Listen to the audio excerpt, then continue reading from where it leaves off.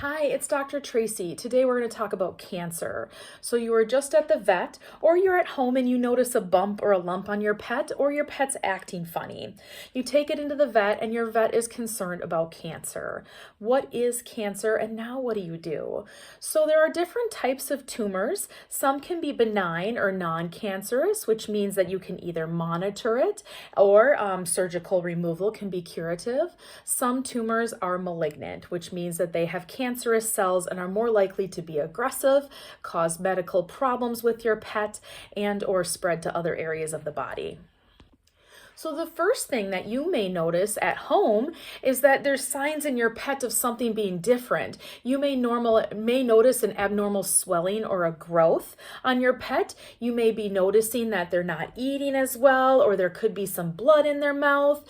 You may notice that they're breathing heavier, or they're having more difficulties eating or seeming like they're a little off of food. There may be some discoloration of an area of skin that you never noticed before. There could even be some non-healing wounds or some lumps that aren't healing that look like they're breaking open and bleeding. You could be noticing that your pet is having more persistent vomiting or diarrhea. They're having sudden changes in weight, especially weight loss. They're having unexpected panting, unexpected lameness or limping, or you're actually seeing a visible tumor on your pet. Those are all reasons, really good reasons, to bring your pet into your vet and have it investigated. Now, please note, just because you see some of those symptoms doesn't mean that your pet has cancer. Those same symptoms can be seen with a lot of other different diseases, but it is best to bring your pet into the vet. And at that point, your vet is going to do a thorough physical exam on your pet, and they may offer or recommend some other diagnostics. First thing they may say is we need to do some blood work. They're going to want to check the kidneys and the liver values. They're going to make sure there's lots of red blood cells. There's no signs of depleted platelets or red blood cells, which is known as anemia. They're going to want to check for all of that stuff. They may also recommend an x-ray or even an ultrasound or both. And sometimes if they need to do further diagnostics, they may even talk to you about doing an MRI or a CT scan, which is usually done at a referral center unless it is a really large veterinary hospital. Now, if you or your vet has found an actual lump on the outside of the skin or an internal lump that they can feel, they may first recommend something called a fine needle aspirate. So all they're doing is they're using a little syringe, just like they would give for a vaccine, and they'd actually poke that mass and they'd pull out some cells. And then they'll put those cells onto a slide and they'll take a look at it. They'll also probably send it out for something called histopathology, which they'll send it directly to a lab and have a histopathologist look at it to see if they can try to diagnose what is that type of tumor by just looking at the cells. Now, as you can imagine, a little tiny needle poking a bigger mass may miss the actual tumor, and they may not get a diagnosis on this. It is a very small sample, so sometimes they can't actually get a diagnosis on a fine needle aspirate alone. Then the next thing your vet may recommend is either a local sedative or full general anesthesia, depending on the personality of your pet and the mass that they're actually sampling. And they may do a biopsy, which is a larger needle or sometimes a little core biopsy needle that will actually go into that mass and take a bigger sample, so they may be able to better diagnose that. Now, if and when your veterinarian can get an actual diagnosis of what is going on with your pet and they actually do suspect cancer and they are able to figure out what type of cancer it is, the next thing they're going to want to do, if your family decides to pursue further treatment, is they're going to want to stage it. So if they haven't done x-rays or an abdominal ultrasound, that's what they're going to recommend next. They're also, which they probably already ran blood work on your pet, but they're going to run a full panel of blood work. Basically, they're looking for any signs or symptoms of that cancer having spread to other areas of the body.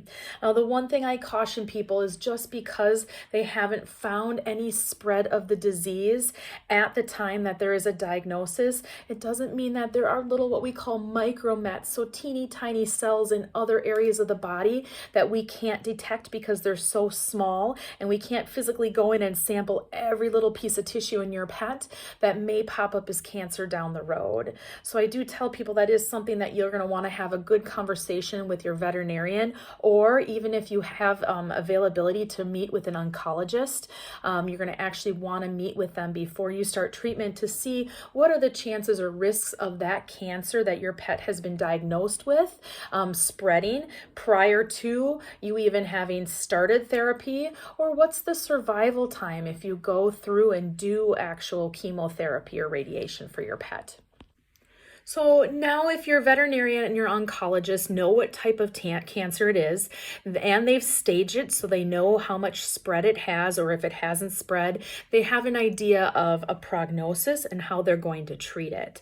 Now, the first conversation you need to have with your vet as well as your family is if you want to pursue more aggressive therapies for your pet.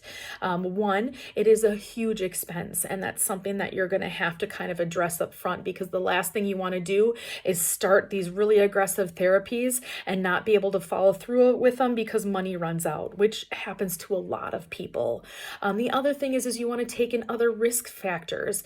How old is your pet? Are they dealing with other illnesses like kidney failure or heart disease? Your vet and your oncologist are going to be able to have that conversation with you to let you know if they think your animal's a good candidate for more aggressive therapy. Or maybe your family decides they don't want to put your dog or cat through all of that, and you want to just kind of try to keep them as comfortable as possible. That is also an option for your family and your pet. So that is a conversation that you need to have with your family as well as with your vet, and if you have an oncologist, with them, to try to find the best option for keeping your pet comfortable and or treating what they've diagnosed. Now, as my videos go on, I am going to eventually talk about different types of cancers and what to expect as far as end stage, and even talk briefly about treatment, which of course that's going to be done through your veterinarian or hopefully an oncologist. So those are conversations you can have with them. But for now, we're just going to kind of talk about general cancers and how to consider when it's time and or what type of treatments you may pursue. So if you have the conversation with your vet and they think your pet is a good candidate, the very first thing that you want to do after talking with your family and deciding that you want to go further and try to get more aggressive therapy on this is try to see if you can get an appointment with an oncologist in your area. They are going to have the most up-to-date treatments. They may be able to get you into some clinical trials that are being more successful. And also there are some financial benefits to getting into clinical trials. Sometimes stuff is free or half off. They'll be able to kind of best be able to help you with that and help search all that stuff up for you depending on what type of cancer your pet has. Then they're going to look at all of your diagnostics or tests ran on your pet and make sure that the staging and everything is correct. As far as treatment, there are many different types of treatment out there, but the most common is surgical removal, which can be done with masses. It can be done internally if there's something like hemangiosarcoma on the spleen and they need to do a splenectomy and remove the spleen. Sometimes they need to do some surgeries to take actual bigger samples to make sure and confirm that's the cancer that they're dealing with. And then from there, they may talk to you about certain types of either at-home chemotherapies that you can give by a pill, radiation therapy, IV chemotherapy that is done at a veterinary clinic or through the oncologist, and they may also just talk to you about hospice and supportive care if they don't think there's something that can be done. Success rates as far as treating cancers vary very greatly depending on the type of cancer and the stage of cancer your pet has. As you can imagine, it's a lot like humans. And I tell people animals don't follow and or read the books. So I have seen some animals that are diagnosed with stage 1 of a relatively simple and type of cancer that it normally responds to chemotherapy really well, and the pet only gets a couple months and doesn't respond to that chemotherapy. I have seen animals that have had horrible cancers that have responded beautifully beautifully and done really well. But that is a conversation that you need to have with an oncologist as far as how successful this treatment may be, and what to expect during the treatment. A lot of your chemotherapies, for instance, cause vomiting, bloody diarrhea, a dog or cat that doesn't want to eat. It can also cause, heart disease, kidney disease. So those are all risk factors that you want to talk about and be prepared for. Your animal may fly through chemotherapy without a problem and seem to do just absolutely beautifully, but it is something that you want to prepare yourself. And at the same point, if your animal is having those symptoms and those issues, it is something that you want to continue. That is more conversations that you need to have with your oncologist as well as your family to try to decide ahead of time where your limits are going to be for your pet.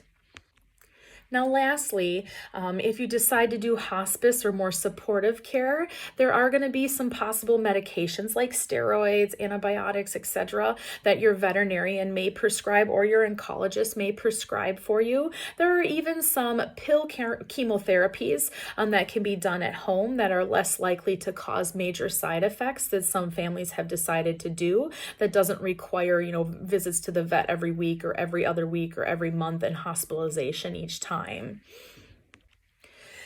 As you go through this, whether you're treating and doing aggressive treatment for your pet or whether you're doing more hospice care, a lot of times people say, well, when do I know it's time for my pet? I have a good video that talks about quality of life and when to consider euthanasia that I'd recommend going over to. But basically, you want to make sure that your pet is happy. Is your pet eating and drinking? Is your pet able to get around and be with the family? Are you seeing difficulty breathing, or your pet can't get comfortable and sleep when they're supposed to be able to sleep? Are they constantly vomiting and having diarrhea and becoming lethargic or dehydrated? Are they able to keep food down? I mean, all that's really important. So if you're seeing stuff like that, whether you're doing aggressive therapy or you're doing hospice therapy, those are all good conversations that you need to turn around and talk to your vet about, to know and make sure that you're keeping your animal as comfortable as possible throughout this process, and also when you need to consider that it's time for euthanasia to help ease any suffering they may be having. I hope this helps. Like I said, I'm going to try to post some more specific cancer type videos down the road here to talk about specific things as far as quality of life and what to watch for towards the end of their disease processes. So please stay tuned.